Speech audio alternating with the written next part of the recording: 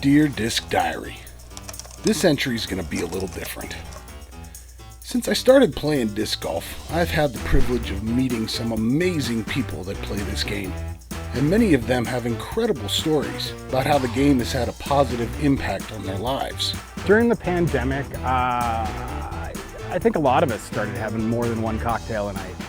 And it just got to a point, I didn't lose my job, I didn't throw anything away. I just found myself not being a good example for the kids that I have. And so I got involved with a local program. I've always loved to play disc golf, but I wanted to do something to bring a little bit of fellowship to that new community that I was involving myself with.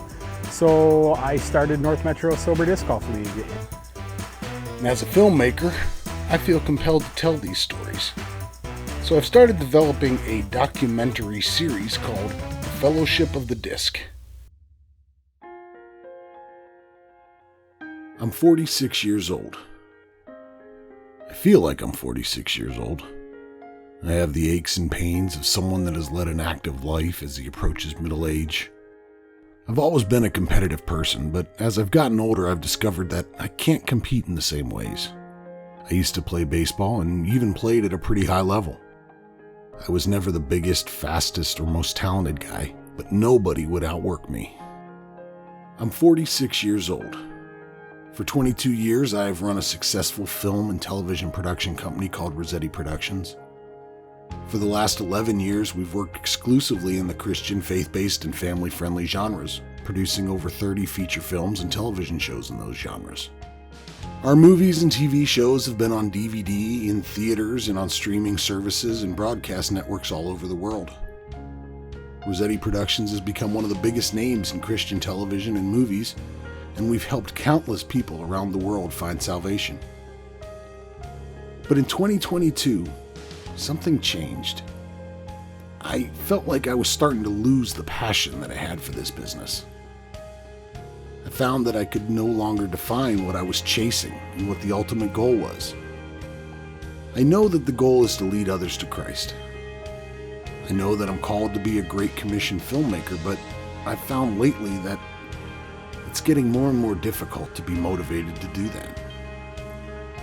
On July 4th, 2022, I found disc golf. I went out and played my first round the next day. I fell in love with the sport. I found that it allowed me an outlet for my competitive nature, but I also found solace and peace in the game. It's been a wonderful couple of months. I'm not exactly sure what I'm searching for, but I know that I have to start looking. In Corinthians, it says, whether you eat or drink, or whatever you do everything for the glory of God. Why not disc golf? I'm 46 years old. I'm a husband, a father, a grandfather, and a follower of Christ, and for the first time, I find myself without any real goals in life. One evening, while my wife and I were making dinner, I told her about my idea, and I confessed to her that I was feeling very discouraged lately, and that I felt like I was searching for something.